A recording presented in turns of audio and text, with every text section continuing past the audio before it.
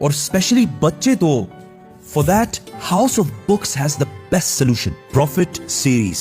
इसमें कुरान से बिल्कुल ऑथेंटिक स्टोरीज और बहुत ही इंटरेस्टिंग तरीके से बिल्कुल आसान अल्फाज में बनाए गए. And to buy this amazing series, link is in the description.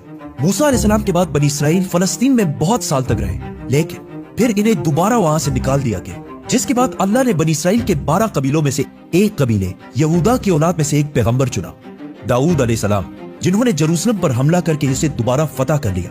और उनके बेटे सुलेमान अलैहिस्सलाम ने यहाँ पहली मस्जिद, टेंपल बनाया.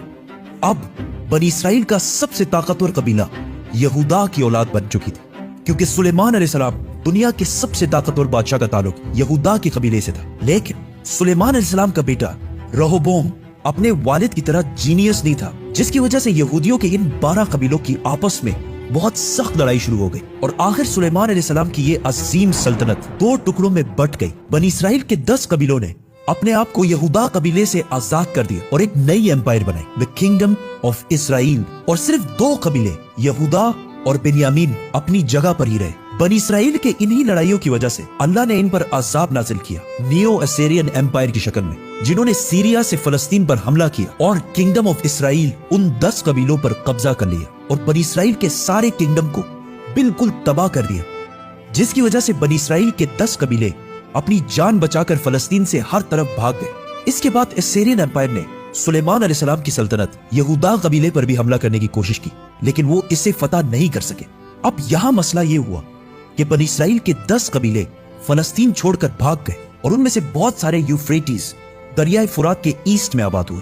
और आहिस्ता आहिस्ता इनका रिलीजन और कल्चर बिल्कुल बदल गया और दुनिया में बनी इसराइल के पुराने रिलीजन पर सिर्फ 2 ही कबीले बाकी रहे, यहूदा और बिन्यामीन का कबीला. लेकिन इन पर हुकूमत यहूदा कबीले की थी, जिससे इन दोनों कबीलों का नाम यहूदा पड़ा.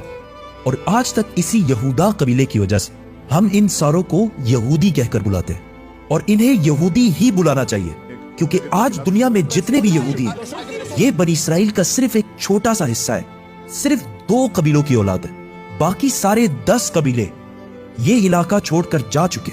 अब थ्रू आउट द ईयर्स दुनिया में बहुत सारे कबीलों ने यह क्लेम किया कि उनका ताल्लुक बनी इसराइल के उन्हीं 10 कबीलों में से है जो गायब हो चुके हैं. लेकिन दुनिया में एक कौम ऐसी है जिसका क्लेम सबसे भारी है और जिसे बहुत सारे यहूदी भी बनी इसराइल का हिस्सा समझते हैं, पठान. आज से 400 साल पहले पहली बार मुगल सल्तनत के बादशाह जहांगीर के दौर में पहली दफा इस बात का जिक्र हुआ कि पश्तून कबीला असल में बनी इसराइल का हिस्सा है. और यहूदियों के किताबों में भी लिखा है कि बनी